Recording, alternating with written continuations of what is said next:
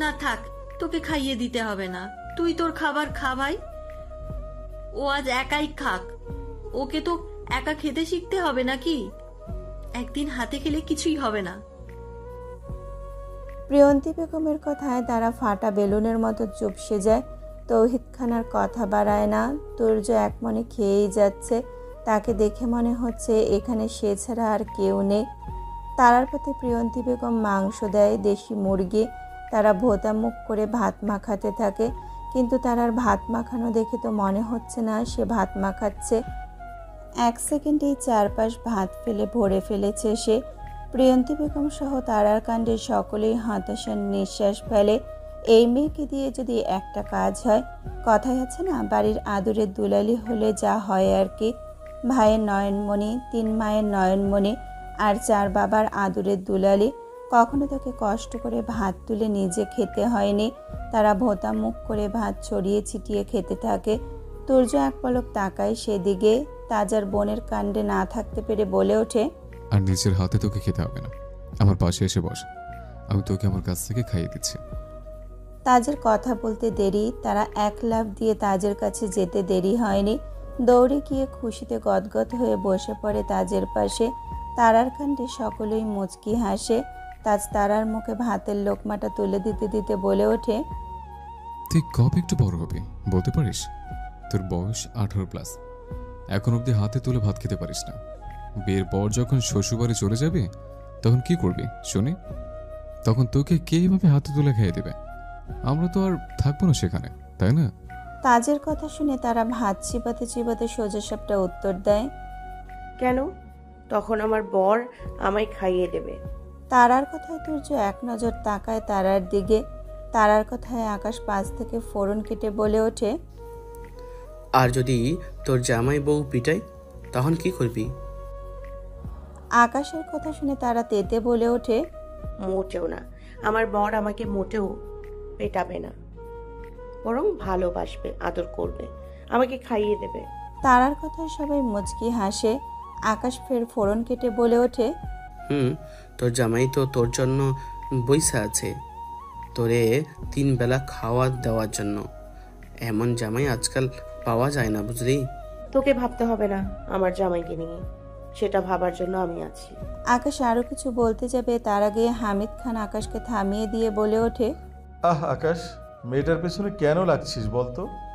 চুপচাপ খা, ওকে ওর মতো থাকতে দে। হামিদ খানের কথায় তারা খুশি হয়। আকাশের দিকে তাকিয়ে জিভ বের করে ভ্যাঙায়। আকাশও কম যায় না, সেও ভ্যাঙায় তারাকে। তাজ তারাকে খাইয়ে দিতে থাকে। তুর্য খেতে খেতে মনে মনে বলে ওঠে, আপনার আদেশ মহাধার্য করা হইল মহারানী। তারা আর চোখে বারবার তুর্যের দিকে তাকায়। বেহায়া চোখ যেন আজ কিছুতেই মানছে না, বারবার খালি তুর্যতেই আটকে যাচ্ছে।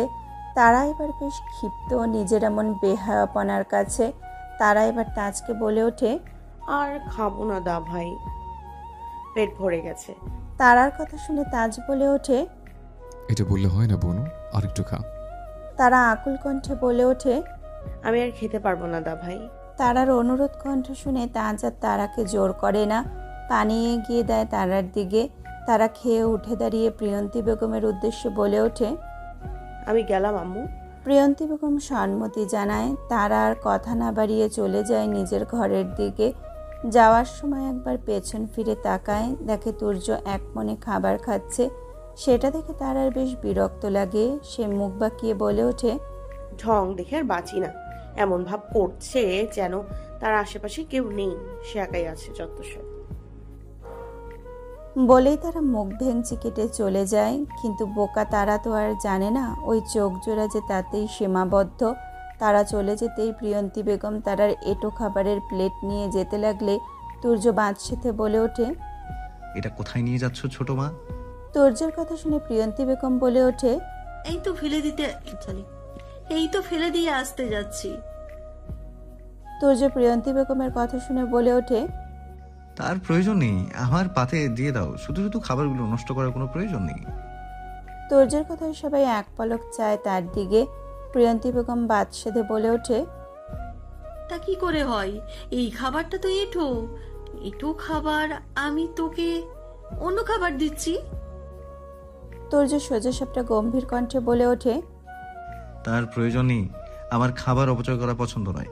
আর এখানে খাবার যেহেতু আছে, আমি অহেতুক আর খাবার নিয়ে কি করব? তুমি এটাই আমার পাতে দিয়ে দাও। তুর্যের কথায় পাশ থেকে আজমিরা বেগম প্রিয়ন্তী বেগমকে উদ্দেশ্য করে বলে ওঠে, ছেলেটা যখন বলছে তখন খাবারটা দিয়ে দে। সত্যিই তো, শুধু শুধু খাবারগুলো নষ্ট করার প্রয়োজন নেই। আজমিরা বেগমের কথায় প্রিয়ন্তী বেগম আর অমত না করে তুর্যের পাতে তারার এঁটো করা খাবারগুলো দিয়ে দেয়। তাজ শুধু মুখ টিপে হাসে। শারমিন বেগম ছেলের মুখের দিকে এক পলক তাকায়। আর কেউ বুঝুক আর না বুঝুক, তিনি বেশ বুঝতে পারছে ছেলের মন। তবে তিনি আর এসবে মাথা ঘামায় না। যা হচ্ছে তা হতে দেওয়া ভালো। আর এখন তিনি ছেলেকে বাধা দিতেও পারবেন না, কারণ সেই অধিকার তার নেই। তার ছেলে তার কথা অনুযায়ী কথা রেখেছে, তাই এবার তার কথা রাখার পালা। তিনি দীর্ঘশ্বাস ফেলে রান্নাঘরের দিকে চলে যায়। তুর্য বিনা বাক্যে খাবার খেতে শুরু করে। এক এক করে সকলের খাওয়া শেষ করে। তৌহিদ খান আর হামিদ খান সোফায় বসে আছে। ছোটরা ঘরে চলে যায়, শুধু তাজ বসে আছে তাদের পাশে। তুর্য খাওয়া শেষে নিজের রুমের দিকে চলে যেতে নিলে হামিদ খান পিছু থেকে বলে ওঠে, তোমার সাথে আমার কিছু কথা ছিল তুর্য। পিছন ফিরে তাকায় তুর্য। সে এগিয়ে যায় হামিদ খানের দিকে। হামিদ খান ছেলেকে আসতে দেখে বলে ওঠে, বসো এখানে। হামিদ খানের কথা অনুযায়ী বসে পড়ে তুর্য। সে জানে তার বাবা এখন তাকে কি বলবে। তার বাবাকে তার খুব ভালো করে চেনা আছে। তুর্য বসতেই হামিদ খান গলা খাকিয়ে বলে ওঠে, তো এবার কি করতে চাচ্ছ? পারিবারিক বিজনেসে কি জয়েন করতে চাচ্ছ? হামিদ খানের কথায় তুর্য তাকায় হামিদ খানের দিকে। সে হামিদ খানের দিকে তাকিয়ে সোজাসাপটা উত্তর দেয়, না, নিজের কোম্পানি খুলতে যাচ্ছি এখানে। তুর্যের কথা হামিদ খানের মোটেও পছন্দ হয়নি।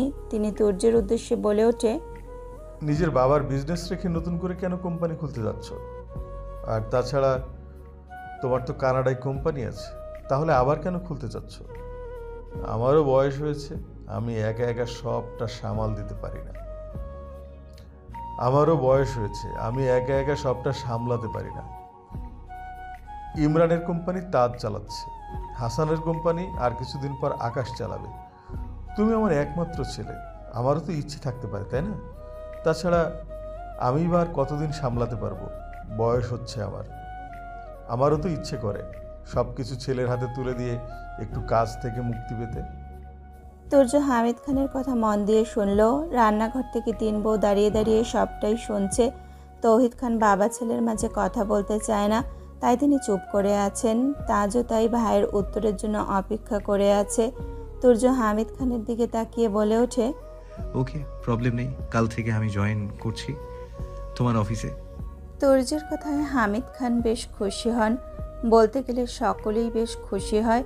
হামিদ খান খুশিতে কিছু বলতে নিলে তুর্য বলে ওঠে, কিন্তু হামিদ খান ভ্রুকুচকে বলে ওঠে, কিন্তু কি?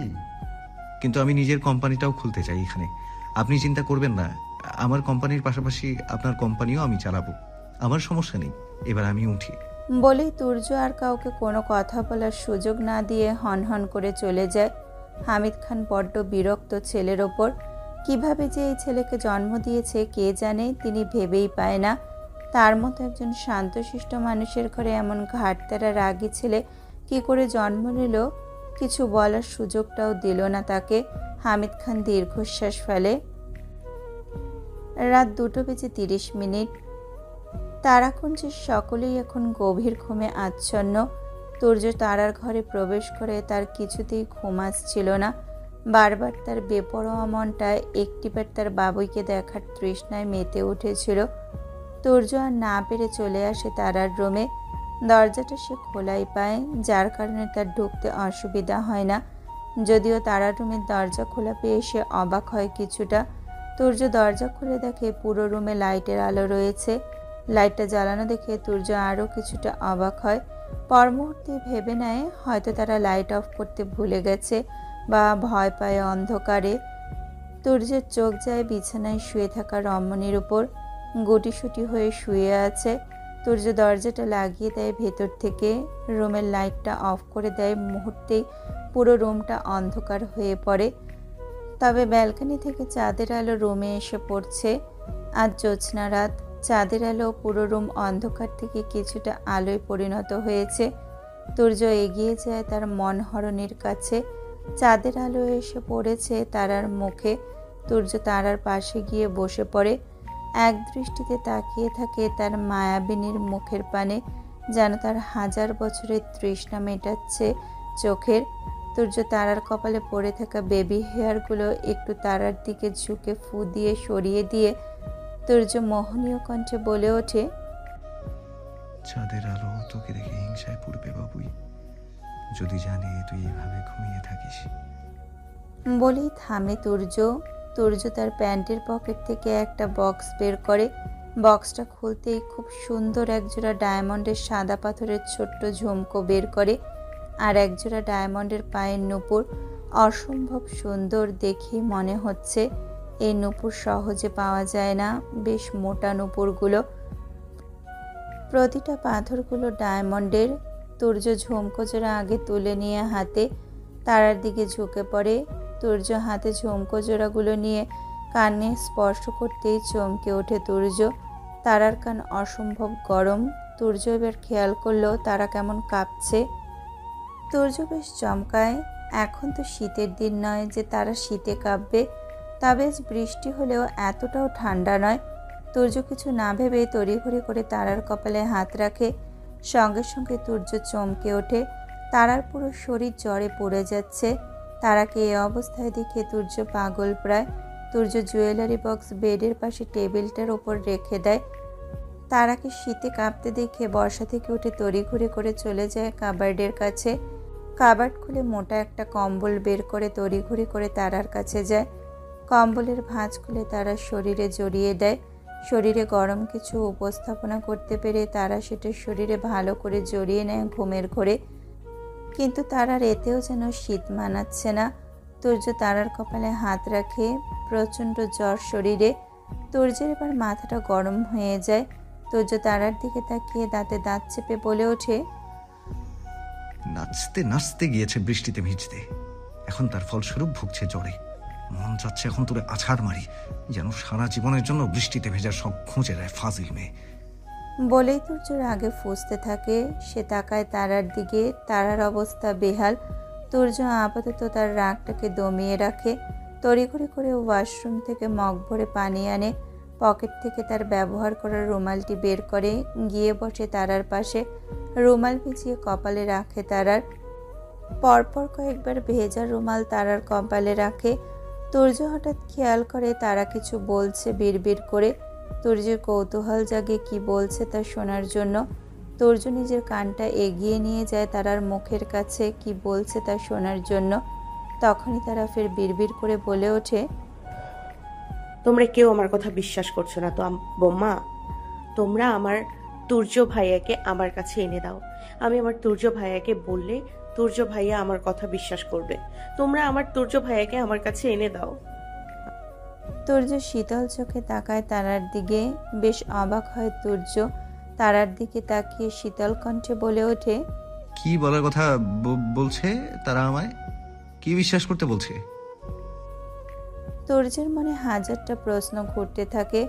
এর মধ্যেই তারা তুর্যের শরীর ঘেঁষে কাছে আসে। তুর্য তার ভাবনা থেকে বেরিয়ে আসে। তারাকে কাছে আসতে দেখে তুর্য বুঝতে পারে তারা ঠান্ডা লাগছে এখনো। তুর্যের মাথা থেকে বেরিয়ে যায় তারার বলা কথাগুলো। তুর্য আর কিছু সময় তারার মাথায় জলপট্টি দেয়। তারাকে এখনো কাঁপতে দেখে জলপট্টি দেওয়া থামিয়ে দীর্ঘ এক নিঃশ্বাস ছাড়ে তারার পানে তাকিয়ে। কপাল থেকে রুমাল সরিয়ে ফেলে তারার পাশে গিয়ে কম্বলটা উঁচু করে সেখানে ঢুকে পড়ে। তুর্য অনুভব করে কম্বলের ভেতরে তারার গায়ের তাপের উত্তাপ হয়ে আছে। তাই তুর্য নিজের পরনের টি শার্টটা খুলে তারার পাশে শুয়ে পড়ে। তুর্য শুতেই তারা তার পাশে উষ্ণতা অনুভব করে। তুর্য তাকে কাছে টেনে নেওয়ার আগেই সে তুর্যের কাছে গিয়ে তাকে শক্ত করে জড়িয়ে ধরে বুকে মুখ লুকায়। সাথে সাথেই তুর্য চোখ খিচে বন্ধ করে ফেলে। তারার গায়ের তাপ এতটাই যে তুর্যের মনে হচ্ছে তার শরীর পুড়ে যাচ্ছে। তুর্য চোখ বন্ধ করে সেটা সহ্য করে নেয়। এই মুহূর্তে তার কাছে তারার চাইতে আর কিছুই বড় নয়। তারার জন্য সে এইটুকু সহ্য করতে পারে। তুর্য চোখ খুলে তারাকে নিজের সাথে আরও একটু জড়িয়ে নেয়। দুজনের মাঝে যে দূরত্বটুকু ছিল সেটাও এখন আর নেই। তুর্য শীতল চোখের চাহনিতে তাকায় তারার দিকে এক পলক, তারার কপালে ঠোঁট ছোঁয়ায়, তারপর বেশ সময় নিয়ে চুমু দেয় কপালে। তারাকে বুকে জড়িয়ে ধরে আকুল কণ্ঠে বলে ওঠে, কেন এত জ্বালাস আমায় তুই বাবুই? আমাকে কি তুই একটু শান্তিতে থাকতে দিবি না? তোর কেন এত নিজের প্রতি অযত্ন বলতে পারিস? একটুও তো নিজের যত্ন করিস না। তোর কিছু হলে যে সেটা আমার সহ্য হয় না।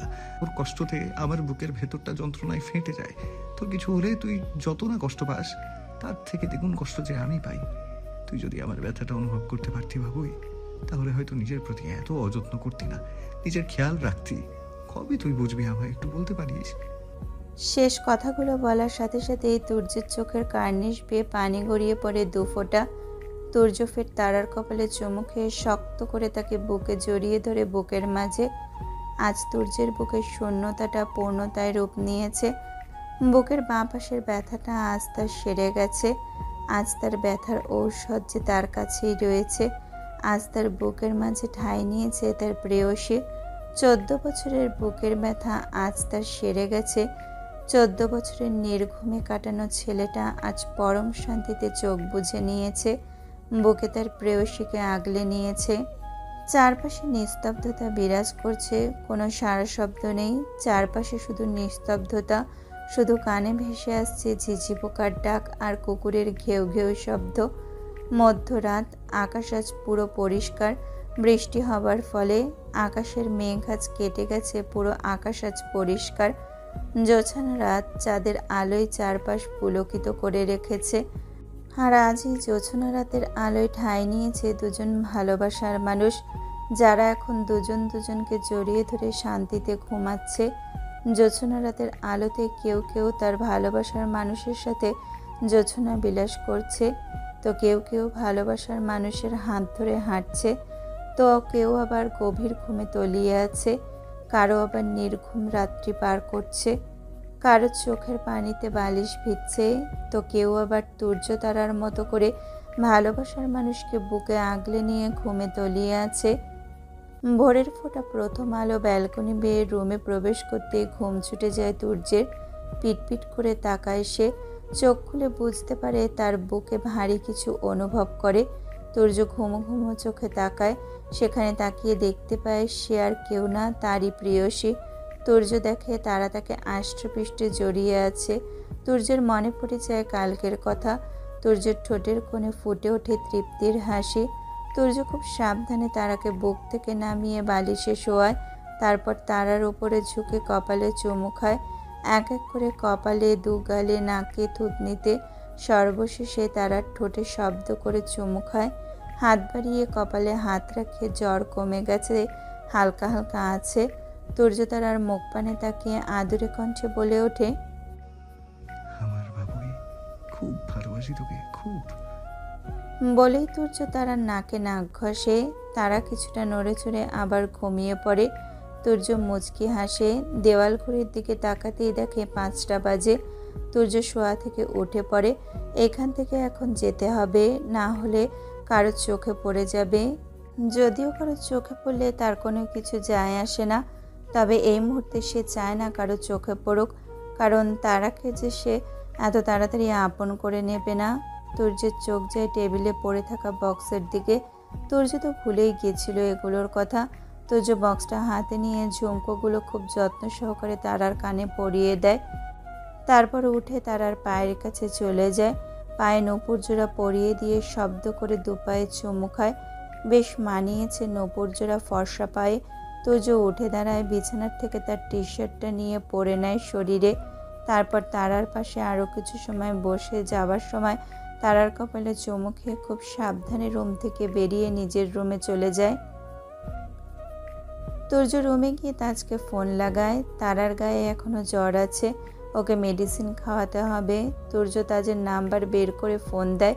2-1বার রিং বাজার পর তাজ ঘুমো ঘুমো চোখে বালিশের পাশ থেকে নিজের ফোনটা হাতে নেয়, হাত দিয়ে চোখ ডলে তাকায় ফোনের দিকে। কে ফোন করেছে দেখার জন্য। তাকাতেই দেখতে পায় তুর্য কল করেছে। চমকায় তাজ, একই বাসায় থেকে হঠাৎ ভোরবেলা কলই বা কেন করছে তুর্য। কোনো সমস্যা হলো নাকি? তাজ শোয়া থেকে উঠে বসে কল রিসিভ করে কিছু বলতে যাবে, তার আগেই ফোনের ওপাশ থেকে তুর্য কর্কশ কণ্ঠে বলে ওঠে, একবার আমার রুমে আয় তো। তুর্যের কথা শুনে তাজ শুধু বলে, ঠিক আছে, আসছে। তারপর তুর্য কল কেটে দেয়। তাজ বিছানা ছেড়ে উঠে দাঁড়ায়, চুলগুলো হাতের আঙুল দ্বারা ব্রাশ করতে করতে হাঁটা দেয় তুর্যের রুমের দিকে। তুর্য ফোনটা বিছানায় ছুঁড়ে মারে, ড্রেসিং টেবিলের কাছে গিয়ে কিছু ঔষধ বের করতে লাগে। এর মধ্যেই তাজ ঘরের দরজা নক করে বলে ওঠে, আসবো ব্রো। তুর্য পিছন ফিরে বলে ওঠে, হ্যাঁ আয়। তাজ রুমে ঢুকে পড়ে তুর্যের সামনে গিয়ে বলে ওঠে, সকাল সকাল ডাকলে যে, কিছু কি হয়েছে? তুর্য ঔষধগুলো হাতে নিতে নিতে বলে ওঠে, বাবুইয়ের জ্বর এসেছে, ওকে গিয়ে কিছু খাবার খাইয়ে এই মেডিসিনগুলো খাওয়া। তার আর জ্বরের কথা শুনে তাজ পাগল প্রায়। তাজ ব্যাকুল কণ্ঠে বলে ওঠে, বনুর জ্বর এসছে, কখন আসলো? কি অবস্থা এখন বনুর? তুর্য তাজের ব্যাপারটা বুঝতে পেরে শান্ত কণ্ঠে বলে ওঠে, রাতে জ্বর এসেছে, তবে চিন্তা করার কারণ নেই, এখন ঠিক আছে। তবুও গায়ে হালকা জ্বর রয়ে গেছে, ওকে মেডিসিন খাওয়াতে হবে। আমি তো আর যেতে পারবো না, তাই তোকে ডাকলাম। তুই একটু বাবুইকে ঘুম থেকে তুলে কিছু হালকা খাবার খাইয়ে দিয়ে এই মেডিসিনগুলো খাইয়ে দে, তাহলেই জ্বরটা নেমে যাবে। তুর্যের কথা শুনে তাজ তড়িঘড়ি করে তুর্যের হাত থেকে মেডিসিনগুলো নিয়ে বলে ওঠে, ওকে ব্রো, আমি যাচ্ছি।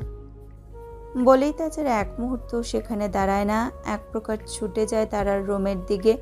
তুর্য তাজের এত ব্যাকুলতা দেখে, প্রতি উত্তরে শুধু হালকা হাসে। তুর্যের থেকে তাজ 3 বছরের ছোট হলে কি হবে, দুজনের মাঝে বেশ ভালো বন্ধুত্ব, সবসময় একে অপরকে সাপোর্ট করে যাবে। তাজ তুর্যের মনের কথা সবটাই জানে, আর সে তুর্যকে বেশ সাপোর্টও করে। তাজ তারার রুমে গিয়ে দেখে তার বোন গুটিসুটি হয়ে শুয়ে আছে। তাজ তারার মুখের দিকে তাকায়, এক রাতের মধ্যে তার আদরের বোনের মুখটা কি হয়ে গেছে। তাজ তারার কাছে যায়, কপালে হাত রেখে দেখে এখনও মোটামুটি জ্বর আছে। তাজ তারার কপালে চুমু দিয়ে মেডিসিনগুলো টেবিলের ওপরে রেখে নিচে হাঁটা দেয়। রান্নাঘরে গিয়ে দেখতে থাকে কি আছে খাবারের মতো। এই সকালে তো আর ভাত খাওয়ানো যায় না, তাই তাজ হালকা খাবার কি কি আছে তা দেখতে থাকে। সব দেখে সিদ্ধান্ত নেয় একটু গরম গরম ঝাল করে স্যুপ আর 2 পিস স্যান্ডউইচ করেই নিয়ে যায়। যেই ভাবা সেই কাজ, স্যুপের প্যাকেট নিয়ে স্যুপ বানাতে লেগে পড়ে, আর স্যান্ডউইচ বানিয়ে 1 গ্লাস লেবু শরবত করে একটা ট্রেতে করে হাঁটা দেয় তারার রুমের দিকে। ট্রেটা টেবিলের ওপরে রেখে তারার পাশে বসে সে তারার মাথায় স্নেহের সহিত আলতো করে হাত বুলিয়ে নরম কণ্ঠে ডেকে ওঠে, বনু, বনু শুনছিস? তাজের কথায় তারা বলে একটু নড়ে ওঠে। তাজ তা দেখে বলে ওঠে, তোর জন্য খাবার আনছে, কিছু খেয়ে নে, মেডিসিন খেতে হবে, না হলে তো জ্বর ভালো হবে না। তাজের কথায় তারা উত্তরে কিছুই বলে না। তা দেখে তাজ আর কথা বাড়ায় না, আলতো হাতে সাবধানে তারাকে শোয়া থেকে ওঠায়। তারা ঘুমে ঢুলছে। তাজ এক হাত দিয়ে তারাকে বুকের সাথে আগলে নিয়ে অন্য হাত দিয়ে বেডের সাথে তারার পিঠ বরাবর বালিশ রাখে। তারপর বালিশের সাথে তাকে হেলান দিয়ে বসায়। তারার জ্বরে পুরো শরীর ব্যথা করছে, মাথা কেমন ভার হয়েছে। তারার সামনে তার সুপের বাটিটা নিয়ে 1 চামচ তার মুখের সামনে ধরে বলে ওঠে, স্যুপটা খেয়ে নে বনু। তারা সুপের বাটির দিকে তাকায়, তার একদম খেতে ইচ্ছে করছে না। তারা মুখ ফিরিয়ে নিয়ে বলে ওঠে, আমি খাবো না দা ভাই, আমার ভালো লাগছে না। তা বললে তো হয় না বনু, তোর গায়ে জ্বর এখন, কিছু না খেলে তো তোকে আমি ওষুধটাও দিতে পারবো না। অল্প একটু খেয়ে নে আমার লক্ষ্মী বোন। তা শুনে তাজ আদরে কণ্ঠে বলে ওঠে, গুড গার্ল। বলেই তারাকে স্যুপ খাওয়াতে থাকে। তারপর 1 পিস স্যান্ডউইচ খাইয়ে দিয়ে তারাকে ঔষধ খাইয়ে দেয় তাজ। খেয়াল করে তারার কানের পাশে সুন্দর ঝুমকো জোড়া। তাজ এক পলক তাকায় সেদিকে, তার বুঝতে বাকি রয় না এটা কে দিয়েছে। তবে এটা নিয়ে তাজ কোনো প্রশ্ন করে না তাকে। তাজ তারার মুখ মুছিয়ে দিয়ে বলে ওঠে, তুই শুয়ে পড়, দা ভাই ট্রেটা রেখে আসছে, কেমন? তাজের কথায় তারা মাথা নাড়িয়ে হ্যাঁ জানায়। তাজ সেটা দেখে মুচকি হাসে। তারার কপালে চুমু খেয়ে ট্রেটা হাতে নিয়ে রান্নাঘরের দিকে চলে যায়। তারা কম্বল মুড়ি দিয়ে শুয়ে পড়ে বিছানায়। তারার চোখ যায় টেবিলে থাকা পানির মগের রুমালের দিকে, কিন্তু সেটা নিয়ে তারা বেশি ভাবে না। সে মনে করে হয়তো তার দা ভাই তার সেবা করেছে, কিন্তু বোকা তারা তো আর জানে না তার অতি অপছন্দের মানুষটা তাকে সেবা করেছে। ইতিমধ্যে বাড়ির 3 বউ উঠে গেছে। 3 বউ মিলে ড্রয়িং রুমের সোফায় এসে কেবলই বসে। এর মধ্যেই তাজ সিঁড়ি দিয়ে নামতে থাকে হাতে ট্রে নিয়ে। তা দেখে আজমিরা বেগম বলে ওঠে, কি রে বাবা, এত সকালে ট্রে নিয়ে কোথা থেকে এলি? তাজ আজমিরা বেগমের কথা শুনে সিঁড়ির শেষ ধাপে পা ফেলে বলে ওঠে, বোনের জন্য খাবার নিয়েছিলাম, ওকে খাইয়ে আসলাম। তাজের কথায় তারা 3 জন বেশ অবাক। এত সকালে তারা ঘুম থেকে উঠে খেয়েছে। তারা কৌতূহল না দমিয়ে রাখতে পেরে শারমিন বেগম বলে ওঠে, তারা এত সকালে উঠে খেয়েছে? শারমিন বেগমের কথায় তাজ রান্নাঘরের বেসিংয়ে ট্রেটা রাখতে রাখতে বলে ওঠে, আমি উঠিয়েছি। শারমিন বেগম অবাক হয়ে বলে, এত সকালে মেয়েটাকে উঠাতে গেলি কেন? তার আর জ্বর এসছে, ওষুধ খাওয়ানোর জন্য হালকা কিছু খাওয়ালাম। তাজের কথায় 3 জনই আঁতকে ওঠে। প্রিয়ন্তী বেগম বসা থেকে উঠে তড়িঘড়ি করে বলে ওঠে, তা কি করে হয়? এই খাবারটা তো এঁটো। রাতে উঠেছে। শারমিন বেগম তাজকে ধমকের সুরে বলে ওঠে, রাতে জ্বর উঠেছে আর তুই আমাদের এখন জানাচ্ছিস? শারমিন বেগমের কথায় তাজ মনে মনে বলে, আমি নিজেই তো জানতাম না, তোমাদের কি করে বলতাম শুনি। আজমিরা বেগম পাশ থেকে বলে ওঠে, বুবু, এখন কথা বাড়ানোর সময় না, চলো আমরা মেয়েটার কাছে যাই। আজমিরা বেগমের কথায় 3 জনই যাওয়ার জন্য পা বাড়ালে তাজ বাদ সেদে বলে ওঠে, তুই ঠিকই বলেছিস, মেয়েটা এখন ঘুমাক, আমরা বরং ও উঠলেই যাব। শারমিন বেগমের কথা শুনে তাজ সায়জা নিয়ে চলে যায়।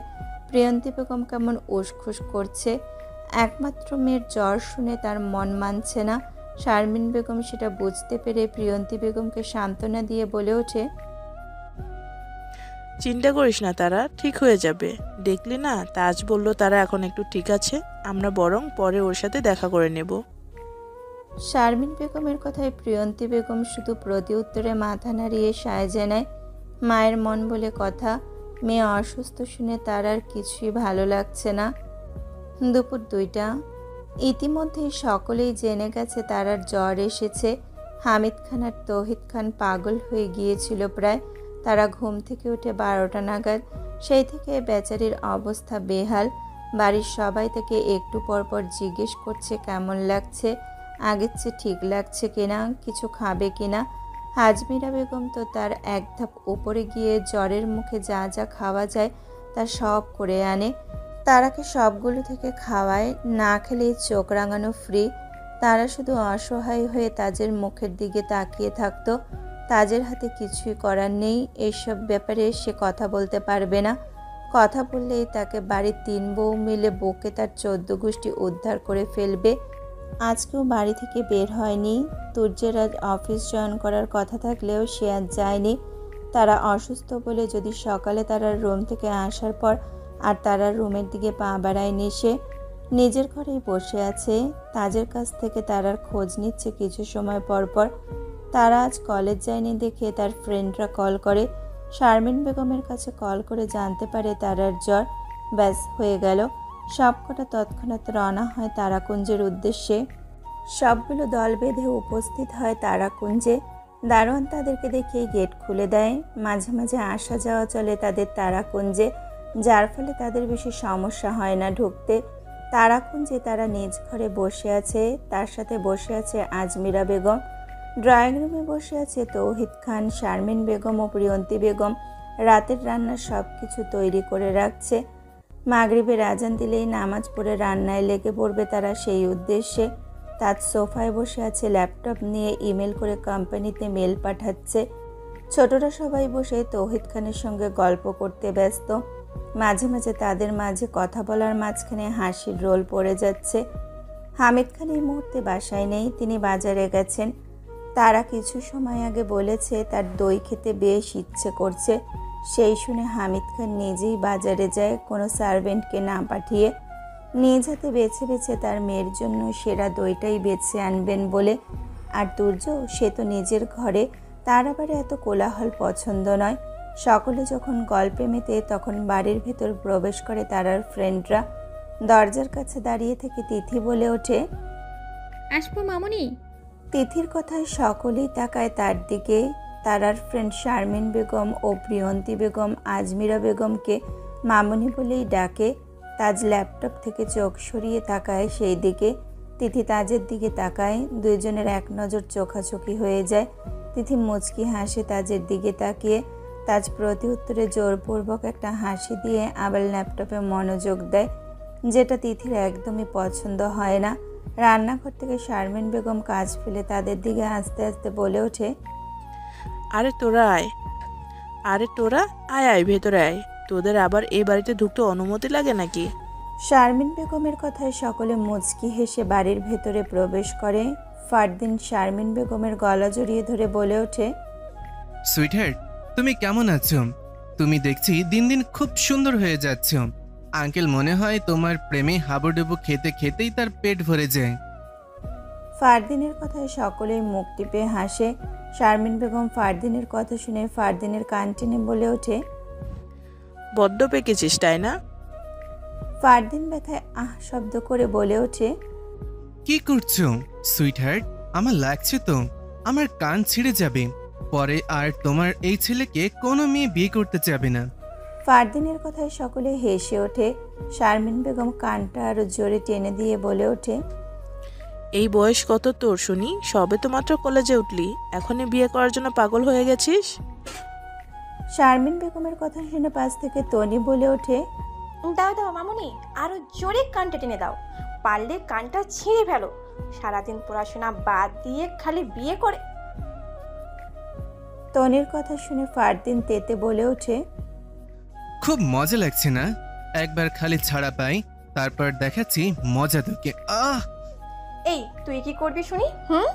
কি করবি? পারলে কর দেখি। মামুনি না তোর কান ছিঁড়ে ফেলবে আমার গায়ে হাত দিলে। তনির কথায় ফারদিন দাঁত কটমট করতে থাকে। শারমিন বেগম ফারদিনের কান ছাড়ে। ফারদিন ছাড়া পেয়ে তার কান ডলতে থাকে। শারমিন বেগম সবগুলোর দিকে তাকিয়ে বলে ওঠে, তোরা আর ঠিক হলি না। একে অপরের পেছনে না লাগলে চলে না তোদের, তাই না? শারমিন বেগমের কথায় ফারদিন পাশ থেকে এগিয়ে তনির দিকে আঙুল উঠিয়ে উঠিয়ে বলে ওঠে, আমি আগে শুরু করিনি, এই শাকচুনি আগে শুরু করেছে। ফারদিনের কথায় তেতে ওঠে তনি। খ্যাপা বাঘিনীর মতো করে তেড়ে যায় ফারদিনের দিকে। আঙুল উঠিয়ে বলে ওঠে, কি বললি তুই? হনুমান, তুই আমাকে শাকচুনি বললি? তোর সাহস তো কম না। ফারদিনও কম যায় না, সেও বলে ওঠে, তোর সাহস তো কম না, তুই আমাকে হনুমান বলিস? আমি হনুমান হলে তুই হলি শাকচুনি। আর তুই হনুমান। বলেই দুজনে লেগে যায় ঝগড়া। এদের ঝগড়া দেখে সবাই বেশ মজা নিচ্ছে। রান্নাঘর থেকে প্রিয়ন্তী বেগম এসব দেখে হাসছে, আর তাজেদের কাণ্ডে মুচকি হাসছে। সবগুলো যে তার বোনের মতোই তাচ্ছেরা তা দেখেই বোঝা যায়। সব কিছুর মাঝে সবচেয়ে বেশি মজা নিচ্ছে শ্রাবণ। তার বেশ মজা লাগছে ব্যাপারটা। সে তো হেসে গড়াগড়ি খাচ্ছে ঝগড়া দেখে। মেঘা, লাবণ্য, আকাশ, তৌহিদ খানও হাসছে। ওদের ঝগড়া দেখে শারমিন বেগম একবার ওর দিকে তাকায় তো আর একবার এর দিকে তাকায়। শারমিন বেগম এদের ঝগড়া দেখে মাথা ঘোরাচ্ছে।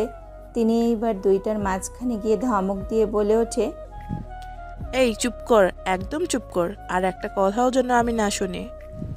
শারমিন বেগমের কথা আর ধমক শুনে দুজনেই থেমে যায়। দুজন দুজনের দিকে তাকিয়ে চোখ পাকায়। শারমিন বেগম জোরে বলে ওঠে, তোরা সবকটাই বাদর, দুটোতে মিলে কি সতীন এর মতন ঝগড়া করে যাচ্ছিস? শারমিন বেগমের কথা শুনে সকলেই ফিক করে হেসে দেয়। তনি তা শুনে বলে ওঠে, আমার বইয়েই গেছে ওকে আমার সতীন বানাতে মামুনি। ফারদিনও কম যায় না, সেও বলে ওঠে, আর আমার মনে হয় খুব শখ যে তোকে আমার সতীন করব। সকলে ওদের কথা শুনে হাসবে না কাঁদবে বুঝতে পারছে না। কি বলে এরা? এরা নাকি একে অপরের সতীন হতে চায় না। আরে বাবা, তোরা আদৌ সতীন হবেই বা কিভাবে? পেছন থেকে মেঘা এবার ওদের মাঝখানে কথা ঢুকিয়ে বলে ওঠে, তোমরা চাইলেও সেটা হতে পারবে না, কারণ একটা ছেলে মেয়ে কখনো সতীন হয় না। তনি। মেঘার কথা শুনে সকলেই হেসে ওঠে। ফারদিন আর তনির মনে পড়ে, সত্যি তো, তারা সতীন কিভাবে হবে? শারমিন বেগম সবকটাকে থামিয়ে দিয়ে বলে ওঠে, হয়েছে তোদের ঝগড়া, এবার দয়া করে থাম তোরা। আমি তোদের জন্য খাবার পাঠাচ্ছি। তোরা পুরো আমার মাথাটা পাগল করে ফেললি। দেখি সর, আমাকে যেতে দে। শারমিন বেগমের কথায় সরে দাঁড়ায় ফারদিন। শারমিন বেগম চলে যায়। ফারদিন তাকায় তনির দিকে। তনির সঙ্গে সঙ্গে মুখ ভেঙচি কেটে ফারদিন ও তনির থেকে পিছিয়ে নেই। সে জিভ বের করে ভেঙচি কাটে। এদের কাণ্ড দেখে সবাই আরও এক দফা হেসে নেয়। তিথি আর চোখে বারবার তাজের দিকে তাকায়, কিন্তু তাজ সে তো তাকাচ্ছেই না। সে মন দিয়ে কাজ করতে ব্যস্ত। বিষয়টাতে বেশ রাগ ওঠে তিথির।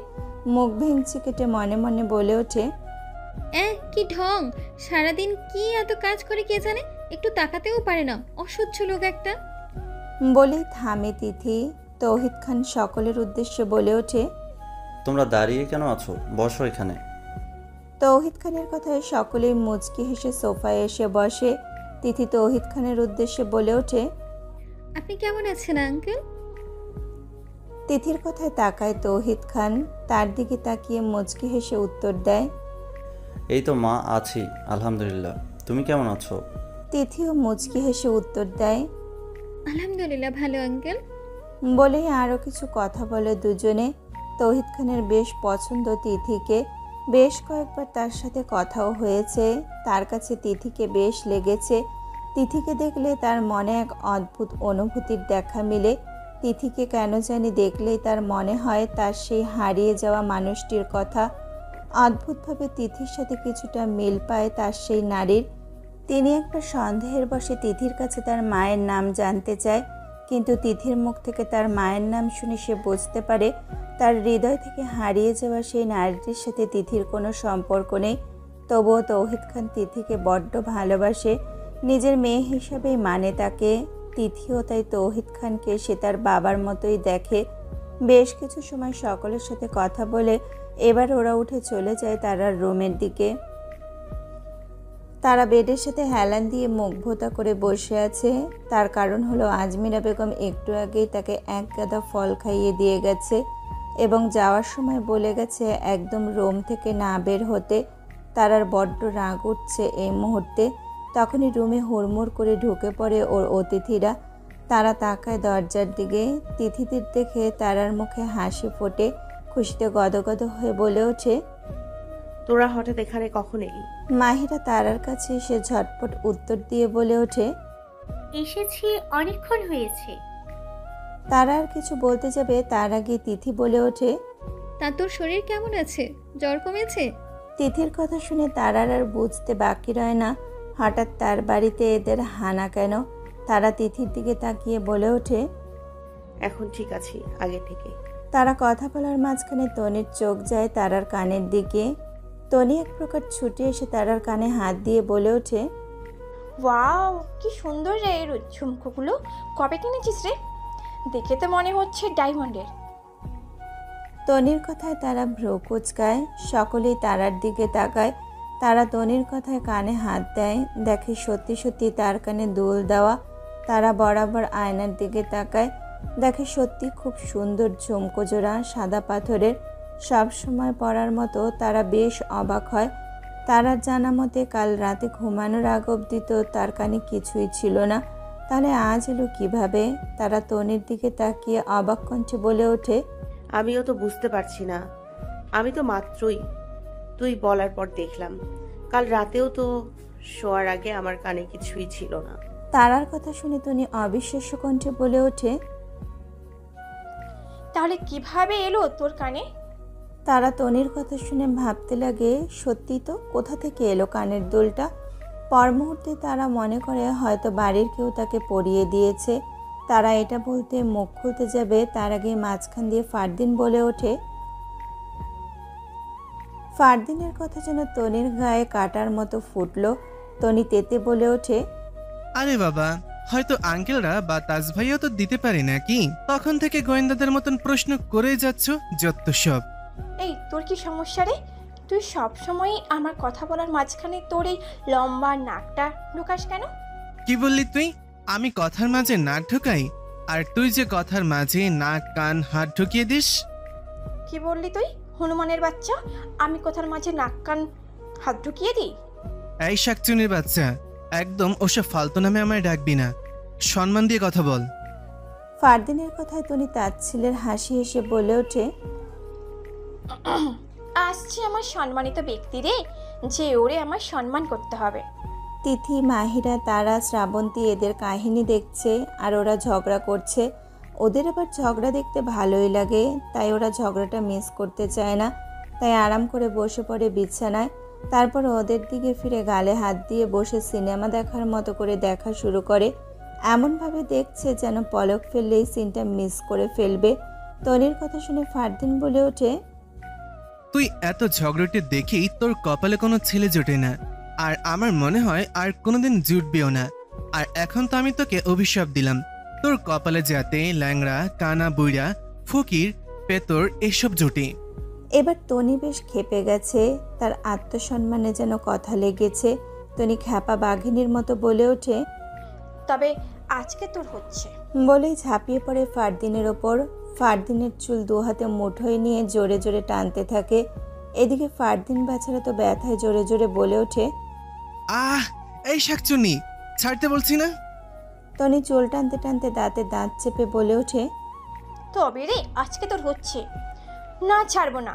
আজ তোকে দেখাবো এই তনি কি জিনিস। বলেই চুল টানতে থাকে। আর বেচারা ফারদিন তো ব্যথায় ছাড়া পাওয়ার জন্য আপ্রাণ চেষ্টা করছে।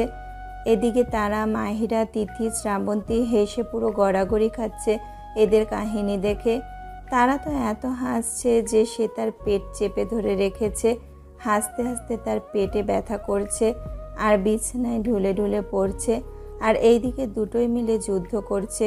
অন্যদিকে তুর্য নিজের ঘরে বসে বসে ল্যাপটপে কাজ করছে তার নতুন কোম্পানি নিয়ে। কিভাবে কোম্পানিটা তৈরি করা যায়, ডিজাইন কি করা যায়। তখনই তার কানে আসে পাশের ঘর থেকে বেশ জোরে জোরে হাসির শব্দ। তারা আর তুর্যের রুমটা পাশাপাশি, যার দরুন হাসির শব্দ তার ঘরে আসছে। তুর্য ল্যাপটপে আঙুল চালানো বন্ধ করে দিয়ে ভ্রু কুঁচকে বলে ওঠে, কি ব্যাপার, বাবুইয়ের ঘর থেকে এত হাসির আর চেঁচামেচির আওয়াজ কেন আসছে? বলেই তুর্য ল্যাপটপ বন্ধ করে উঠে দাঁড়ায় নিজের রুম থেকে বের হতে। হাসির শব্দের পাশাপাশি একটি ছেলে কণ্ঠ তার কানে ভেসে আসছে। এতে তুর্য অবাকের চরম পর্যায়ে। তার গলার আওয়াজটাও চেনা লাগছে না, মনে তো হচ্ছে না বাড়ির কারো গলা। তুর্য ভ্রুজোড়া কুচকায়, কৌতূহল না দমিয়ে রাখতে পেরে সেদিকে পা বাড়ায়। তারার রুমের সামনে এসে দেখে দরজা খোলাই আছে। দরজা থেকে কিছুটা দূরে গিয়ে যার দরুন তাকে দেখা যাচ্ছে না। তুর্য তাকায় রুমের ভেতরে। তাকাতেই তুর্যের চোয়াল শক্ত হয়ে যায়। তারা, তিথি, মাহিরা বিছানায় বসে বসে হাসছে আর ফারদিনের চুল টানছে তনি। মাঝে মাঝে ফারদিনও তনির চুল টানছে। তারার ঘরে অপরিচিত একটি ছেলেকে দেখে তুর্যের রাগে দুহাত মুষ্টিবদ্ধ করে নেয়। চোখ দুটো মুহূর্তেই লাল হয়ে গেছে, মাথার দুপাশের রগ ফুলে উঠেছে। দাঁতে দাঁত চেপে তারার দিকে তাকিয়ে আছে সে। এই মুহূর্তে তারার হাসি তার কাছে বিষের ন্যায় লাগছে, শরীরে কাটার মতো যেন বিচ্ছে। ফারদিন এবার অসহায় কণ্ঠে বলে ওঠে, প্লিজ বইন আমার, থাম, আমার মাথার চুলগুলো সব গেল গা। আমার চুল উঠে গেলে আমার আর কেউ বিয়ে করব না। তুই কি চাস তোর বন্ধুর বিয়ে না হোক? তনি ফারদিনের চুল টানতে টানতে বলে ওঠে, তুই যখন আমারে অভিশাপ দিতে পারিস, তেমন আমিও চাই তোর বিয়ে না হোক। ফারদিন এবার ন্যাকা কান্না করতে করতে বলে ওঠে, বইন মাপ চাই, আর করবো না, আমার এবার ছাড়। ওই তোরা চুপ করে আছিস কেন? কোন আমার ছাড়তে, আমার চুলগুলো সব গেল গা, কিছু কর। ফারদিনের কথায় তারা অনেক কষ্টে নিজের হাসি থামিয়ে বলে ওঠে, ওকে এবার ছাড়। টনি বেচারা ফারদিন শেষ হয়ে গেল না তো। তারার কথায় তনি তারার দিকে তাকায়, কিন্তু ফারদিনের চুল সে ছাড়ে না। সেভাবেই তারারা বলে ওঠে, তাহলে ওরে বল ওই অভিশাপ তুইলা নিতে, তাইলে আমি ওরে ছাইরা দিব। আর যদি সেটা না করে, তাইলে আজকে ওর মাথায় আমি একটা চুলও রাখবো না। শেষের কথা তনি ফারদিনের চুল টেনে বলে। ফারদিন ব্যথায় আহ শব্দ করে তড়িঘড়ি করে বলে ওঠে, আমি আমার অভিশাপ উঠাই নিলাম, তুই তাও আমার ছাড় বইন। ফারদিনের কথায় এবার তনি ওর চুল ছেড়ে দিয়ে বলে ওঠে, এবারের মতো ছাড়লাম তোকে আমি। নেক্সট টাইম এই তনির পেছনে লাগতে এলে তোর চুল সব আমি উঠিয়ে ফেলবো, দেখে নিস। ফারদিন এতক্ষণ পর ছাড়া পেয়ে যেন তার প্রাণটা ফিরে পেল। সে তার শখের চুলে হাত বুলাতে ব্যস্ত। ভেতরে ভেতরে সে রাগে ফুঁসছে। মনে মনে ভেবে নিয়েছে এর শোধ সে কড়ায় গন্ডায় উসুল করবে। অন্যদিকে তুর্যের অবস্থা দেখে সে তো একেবারে মনে মনে পণ করে নিয়েছে ফারদিনকে আজ সে জানে মেরে ফেলবে। তার চোখ মুখ এই মুহূর্তে যে দেখবে সেই ভয় পাবে। তখনই সিঁড়ি বেয়ে উঠে আসে তাজ। নিজের রুমের দিকে যেতে নিলে দেখতে পায় তুর্যকে। তারার রুমের সামনে দাঁড়িয়ে এক দৃষ্টিতে তাকিয়ে আছে। দেখে মনে হচ্ছে ভীষণ রেগে আছে। তাজ ভাইয়ের এই রাগের কারণটা বুঝতে পারল না। আর কী বা দেখছে এইভাবে তুর্য? তাজ নিজের কৌতূহল নিয়ে পা বাড়ায় সেদিকে। তুর্যের পাশে এসে দাঁড়ায়, কিন্তু তুর্যের এসবে খেয়াল নেই। সে তো এখন তারার হাসি মুখ দেখে রাগে কটমট করছে। তাজ তুর্যের চোখ অনুসরণ করে তাকায়। তখনই সে ব্যাপারটা বুঝতে পারে যে তার ভাই কেন এত রাগে ফেটে পড়ছে। তাজ দীর্ঘ নিঃশ্বাস ফেলে তুর্যের পাশে গিয়ে দাঁড়িয়ে বলে ওঠে, তুমি যেটা ভাবছো সেটা নয় ব্রো। তাজের কথা তুর্যের কর্ণপাত ঘটে। সে তাজের দিকে তাকায় তীক্ষ্ণ দৃষ্টিতে। তাজ তুর্যের চোখ দেখে শুকনো ঢোক গেলে। তাজকে দেখে তুর্য রাগে কটমট করতে করতে বলে ওঠে, ছেলেটিকে আর ওর সাহস কি করে হলো বাবুয়ের ঘরে প্রবেশ করার? তুর্যের কথায় তাজ নিজের ভয়কে এই মুহূর্তে দমিয়ে রেখে শুকনো ঢোক গিলে বলে ওঠে, তুমি ফারদিনকে যেমন ছেলে ভাবছো ও একদম সেটা নয়। তাজের কথায় তুর্য কর্কশ কণ্ঠে বলে ওঠে, তাহলে ও কেমন ছেলে শুনি? তুর্যের কথায় তাজ তুর্যের দিক থেকে চোখ ফিরিয়ে নিয়ে ওদের দিকে তাকায়। দেখতে পায় সকলে কি সুন্দর হেসে হেসে কথা বলছে। সবার মুখে মনকাড়া হাসি, বিশেষ করে তার বোনের ঠোঁটে। তাজ হালকা হেসে তারাদের দিকে আঙুল ইশারা করে। তুর্য সেদিকে তাকায়। তাজ বলে ওঠে, ওই যে দেখতে পাচ্ছ ফারদিন, ওকে তারার উপর খেয়াল রাখতে বলেছে। ফারদিন আমারই লোক। তোমার কথা মতো আমি ওকে পাহারা দিতে বলেছে। যেটুকু সময় আমি অফিসে থাকি সেটুকু সময় আমি তারার উপরেই খেয়াল রাখতে পারি না। তারাকে দেখার জন্য 4-5 লোক সেট করে রাখলেও তারা কলেজের বাইরে থেকে তাকে পাহারা দিত, কিন্তু তারা কলেজের ভেতরে থাকলে সেটা হয়ে উঠত না। তার জন্য আমি ফারদিনকে তারার উপর খেয়াল রাখার জন্য পাঠিয়েছি। ফারদিনের বাবা আমাদের অফিসের একজন কলিগ, যার সুবাদে ফারদিনের সাথে আমাদের পরিচয়। আমি শুধু এমনি ফারদিনকে তারাকে খেয়াল রাখার দায়িত্ব দিইনি। আমি ফারদিনকে খুব ভালো করে কাছ থেকে চিনি। ছেলেটা অসম্ভব ভালো। ও তারাকে নিজের বোনের চাইতেও কম দেখে না। বড় ভাই হিসেবে তারার পাশে সবসময় ঢাল হয়ে থাকে আমার অবর্তমানে। ফারদিনের নিজের একটা ছোট বোন ছিল, কিন্তু দুর্ঘটনাস্বরূপ তার বোনের যখন 14 বছর বয়স ছিল তখন কিছু নরপিশাচরা ওই 14 বছরের মেয়েটাকে ধর্ষণ করে গলা টিপে মেরে ফেলে। তার বোনের জায়গাটা ফারদিন তারাকে দিয়েছিল। ফারদিন তার যতটুকু সম্ভব সবটা দিয়ে তারাকে আগলে রাখে। তুমি হয়তো ফারদিনকে নিয়ে টেনশন করছো। এক নিঃশ্বাসে কথাগুলো বলে থামে তাজ। তুর্য এতক্ষণ ধরে তাজের বলা প্রতিটা কথা খুব মন দিয়ে শুনছিল, কিন্তু শেষের কথাটুকু শুনে তুর্যের বুকটা মোচড় দিয়ে ওঠে। তুর্যের চোয়াল নিমেষেই শীতল হয়ে যায়। শীতল চোখে তাকায় ফারদিনের দিকে। কি সুন্দর করে তার ফানি ফানি কথাগুলো দিয়ে সকলকে হাসাচ্ছে সে। তারা তো ফারদিনের কথা শুনে হাসি থামাতেই পারছে না। কে বলবে এই ছেলের মনে কোনো কষ্ট আছে? তুর্য ফারদিনের জায়গায় নিজেকে দাঁড় করালো। আর যদি ফারদিনের জায়গায় সে থাকতো তাহলে কি সে পারত তার বোনের এমন কঠিন মৃত্যুকে মেনে নিতে? পারত কি সে কষ্টগুলো ভুলে হাসি মুখে চলাচল করতে? না, পারত না। সে কিছুতেই পারত না। সে যে ফারদিনের মতো সব কিছু সহ্য করার মতো ছেলে নয়। তুর্য আর সেখানে এক মুহূর্তও দাঁড়ায় না। ধূপধাপ পা ফেলে চলে যায় নিজের ঘরে। তাজ তুর্যের যাওয়ার দিকে তাকিয়ে দীর্ঘশ্বাস ফেলে। সে জানে তার ভাই কেমন, একদম নরম মনের মানুষ সে। অপরের দিকটাতে সে নারকেলের মতো শক্ত দেখালে ভেতরটা সে একদম নরম। তাজ এক পলক তাকায় তারাদের দিকে, তারপর মুচকি হেসে চলে যায়। অন্যদিকে 6 বন্ধুকে মিলিয়ে জমিয়ে গল্প মেতে উঠেছে। মাঝে মাঝে হো হা করে হেসে সবগুলো একে অপরের দিকে ঢলে পড়ছে। সন্ধ্যার দিকে তারার ফ্রেন্ডরা সকলের কাছে বিদায় নিয়ে চলে যায় যে যার বাসায়। তারার এখন বেশ ফ্রেশ লাগছে বন্ধুদের সাথে আড্ডা দিয়ে। হামিদ খান ভাইজির জন্য বাজারের সেরা দইটাই বেছে নিয়ে এসেছে। তারাও তার বন্ধুরা সহ বাড়ির সকলেই সেটা খায় তুর্যবাদে। রাতে শারমিন বেগম এসে তারাকে খাইয়ে দিয়ে মাথায় বেনুনি করে, ঔষধ খাইয়ে দিয়ে যায়। বাড়ির সকলেই রাতের খাবার খেয়ে কিছু সময় গল্প করে যে যার রুমে চলে যায় ঘুমাতে। তারাও শুয়ে পড়ে। তবে তারার একটা জিনিস বেশ খারাপ লাগে, সেটা হলো তুর্যের দিকটা। তার জ্বরের খবর শুনে একটিবারও তার সাথে দেখা করতে এলো না। একবার কি এসে জিজ্ঞেসও করা যেত না তারা এখন কেমন আছিস? কিন্তু করেনি।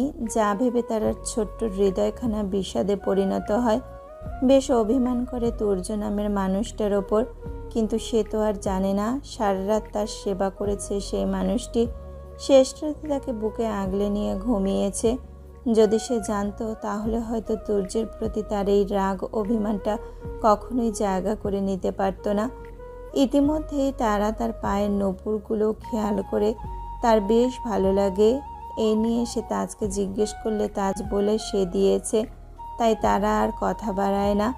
এত সুন্দর উপহার স্বরূপ ভাইয়ের গালে খুশিতে চুমুও দিয়েছে, কিন্তু গিফটগুলো যে তাজের দেওয়া নয় তুর্যের দেওয়া, সেটা যদি সে জানতো হয়তো তাজের বদলে তুর্যকেই চুমুটা দিত। তারা তুর্যকে নিয়ে করা অভিমানগুলো মনে পুষে পাড়ি জমায় ঘুমের দেশে। তারাকুঞ্জে সকলেই ঘুমিয়ে পড়েছে। আজ আর তুর্য তারার ঘরে যায়নি, কারণ তার অনেক কাজ বাকি, সেগুলোই রাত জেগে সে শেষ করবে। কাল থেকে আবার তার অফিস জয়েন করতে হবে। তার উপর আর কয়েকদিন পর থেকে তার নতুন কোম্পানির কাজ শুরু করতে হবে। সব মিলিয়ে তার বেশ কাজের চাপ, তাই সে সারা রাত জেগে সবটা শেষ করবে। দেখতে দেখতে দুদিন পার হয়ে যায় তুর্যের তারাকুঞ্জে। তুর্য তার পরের দিনই অফিসে জয়েন করে। হামিদ খান এতে কিছুটা হলেও শান্তির নিঃশ্বাস ফেলে। তিনি আর সারাদিন অফিসে পার করে না, বিকেল অবধি থেকে তারপর বাসায় ফিরে আসে। তুর্য সেই সকালে যায়, রাতে সবাই ঘুমিয়ে পড়লে তখন ফেরে। অফিসে জয়েন করতে না করতেই তার কাজের অনেকটাই চাপ পড়ে গেছে বলতে গেলে। তার উপর সামনের সপ্তাহ থেকে তার কোম্পানির কাজ শুরু হবে। সব মিলিয়ে তুর্য বেশ ব্যস্ত। তবে সে হাজার ব্যস্ত থাকলেও সারাদিন পর বাড়ি ফিরে রাতে ছুটে যায় তার প্রেয়সীর কাছে। তার পাশে গিয়ে বসে থাকে ঘন্টার পর ঘন্টা, তাকিয়ে থাকে তার নিষ্পাপ ঘুমন্ত পরিটার দিকে। অজস্র চুমুতে ভরিয়ে দেয় তার প্রেয়সীর মুখমণ্ডলে। তারা এই 2 দিন কলেজ যায়নি। আজ সে পুরোপুরিভাবে সুস্থ, তাই আজ কলেজে এসেছে। কিছু সময় আগেই তাকে আকাশ কলেজে নামিয়ে দিয়ে গেছে। আজও সে রোজকার মতো লেট করে কলেজে এসেছে। তারা তড়িঘড়ি করে ছুটে যায় ক্লাসের দিকে। ক্লাসের সামনে এসেই দেখতে পায় আরিফুল সাহেব ক্লাস নিচ্ছে। বলতে গেলে ক্লাস নিচ্ছে না, তার ক্লাসের সময় শেষ, তাই সে চলে যাওয়ার জন্য প্রস্তুতি নিচ্ছে। তারা ক্লাসরুমের দরজায় নক করে বলে ওঠে, আসবো স্যার। তারার কথায় সকলেই তাকায় তার দিকে। তার বন্ধুদের মুখে তারাকে দেখে হাসি ফুটে ওঠে। আরিফুল সাহেব তারাকে দেখে বলে ওঠে, হ্যাঁ এসো। আরিফুল সাহেবের কথায় তারা মুচকি হেসে ভেতরে প্রবেশ করে। আরিফুল সাহেব আজ তারাকে কিছু বলে না, কারণ তিনি জানেন তারার অসুস্থতার ব্যাপারটা। তৌহিদ খান ফোন করে প্রিন্সিপালের কাছে বলে দিয়েছে। তারা গিয়ে বসে পড়ে মাহিরার পাশে।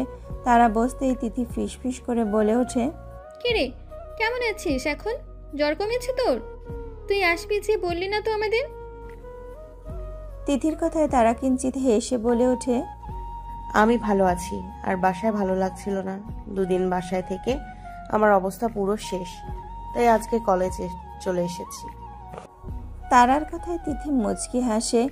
আরিফুল সাহেব সকলের উদ্দেশ্যে বলে ওঠে, কালকে সকালে পড়াগুলো পড়ে আসবে। আর তারা তুমি ওদের থেকে কয়দিন এর পড়াগুলো দেখে নিও।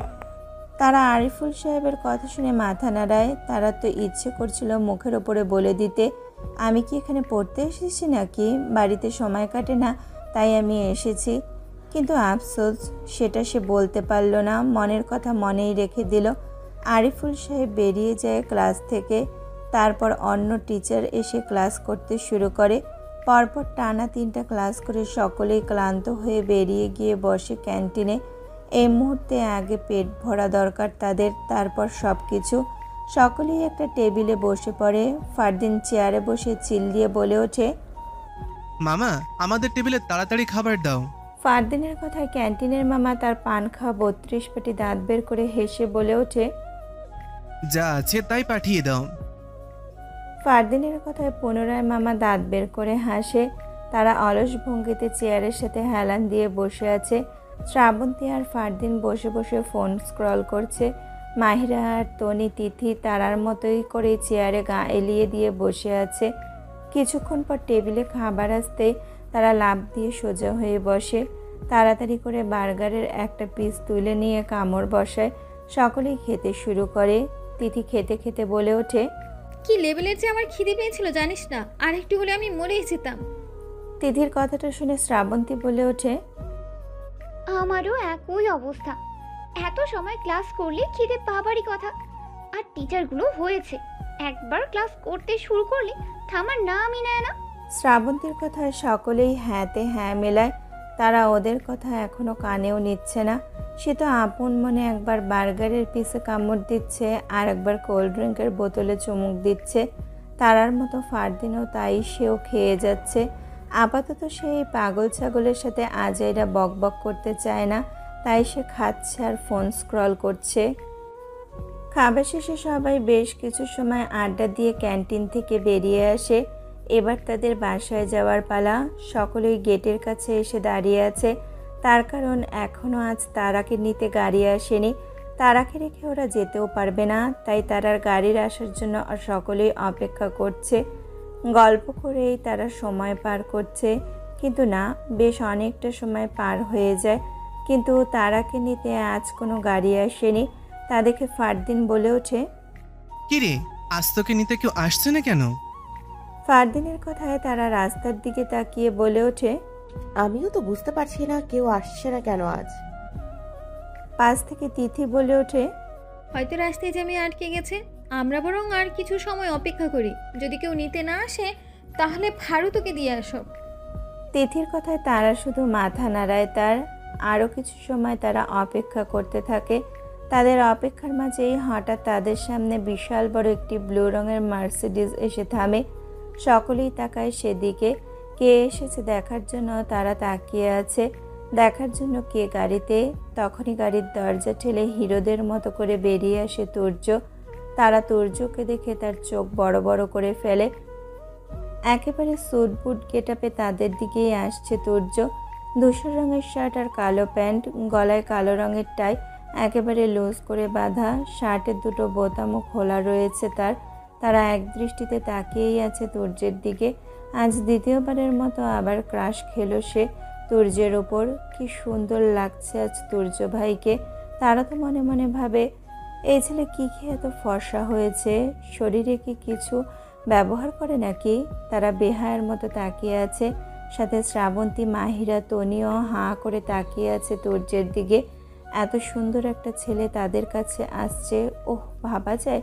তুর্য তারার কাছে এসে দাঁড়ায়। তারাকে এভাবে হাঁ করে তাকিয়ে থাকতে দেখে মনে মনে সে হাসে। তুর্য তারার দিকে তাকিয়ে ধমকের সুরে বলে ওঠে, তা এখানে কি সারাদিন দাঁড়িয়ে থাকবি নাকি বাসায় যাবি, কোনটা? তুর্যের ধমক খেয়ে লাফিয়ে ওঠে তারা, বুকে হাত দেয়। বেশ ভয় পেয়েছে সে। তারা শুকনো ঢোক গেলে তারা ভাবে কি করছিল সে এতক্ষণ। ছিছি, এভাবে সে তাকিয়েছিল বেহায়ার মতো। এইসব বলে তারা নিজেকে হাজারটা গালি দিতে থাকে। তারাকে থম মেরে দাঁড়িয়ে থাকতে দেখে তুর্য ফের ধমক দিয়ে বলল, কি হলো? তুর্যের কথায় কর্ণপাত হতেই তারা আমতা আমতা করে বলে ওঠে, আজ দা ভাই আসবে না? তুর্য কাটকাট কণ্ঠে বলে ওঠে, তোর ভাইয়া আসলে কি আমাকে তোর জন্য এত দূর খাটুনি করে আসতে হতো নাকি? বক বক না করে চল এখন, আমার আবার তোকে বাসায় দিয়ে অফিসে পৌঁছাতে হবে। তুর্যের কথায় তারা মনে মনে তাকে ভেঙচি কেটে বলে ওঠে, ঢং দেখো, এমন ভাব করছে মনে হয় আমি তাকে বলেছি আমাকে নিতে আসছে। কোন দুঃখে যে এই ধলা বিলাইয়ের ওপর ক্রাশ খাইতে গেছিলাম কে জানে বাবা। থাক, দরকার নাই আমার ক্রাশ খাওয়ার। এই ব্যাটার ওপর ক্রাশ খাইতে গেলে পরে দেখা যাবে আমারে উল্টা বাস দেবে। তারার ফ্রেন্ডরা ড্যাব ড্যাব করে তাকিয়ে আছে। তারা কেউ বুঝতে পারছে না লোকটাকে, আর এভাবেই বা তারাকে ধমক দিয়ে কথা কেন বলছে। কিন্তু তারা এটা বুঝতে পারছে তারার পরিবারের কেউ। তারাকে এভাবে দাঁড়িয়ে থাকতে দেখে তুর্যের এবার বেশ রাগ ওঠে। সে এবার দাঁতে দাঁত চেপে বলে ওঠে, তুই কি যাবি নাকি আমি তোকে রেখেই চলে যাব, কোনটা? তুর্যের কথায় তারা তার ভাবনার জগৎ থেকে বেরিয়ে এসে তড়িঘড়ি করে বলে ওঠে, না না না, যাচ্ছি আমি। তুর্য তারার কথা শুনে বলে ওঠে, তাহলে দাঁড়িয়ে না থেকে তাড়াতাড়ি আয়। বলেই তুর্য হনহন করে গিয়ে গাড়িতে উঠে বসে। তারা সকলের উদ্দেশ্যে বলে ওঠে, বাইরে বাড়ি গিয়ে কথা হবে, আসছে। বলেই আর এক মুহূর্ত সে দাঁড়ায় না, দৌড়ে এগিয়ে যায় গাড়ির কাছে। সবাই তারা যাওয়ার দিকে একবার তো একবার একে অপরের দিকে বেকুবের মতো তাকিয়ে আছে। তারা গাড়ির কাছে এসে পেছনের সিটে গিয়ে বসে পড়ে। তুর্য তা দেখে দাঁতে দাঁত চেপে বলে ওঠে, আমাকে দেখে কি তোর ড্রাইভার মনে হয় যে পেছনে গিয়ে বসছিস? তুর্যের কথা শুনে তারা আমতামতা করে বলে ওঠে, তাহলে আমি কোথায় বসবো? তুর্য রাগে কটমট করে বলে ওঠে, আমার মাথায় এসে বস, ইডিয়েট।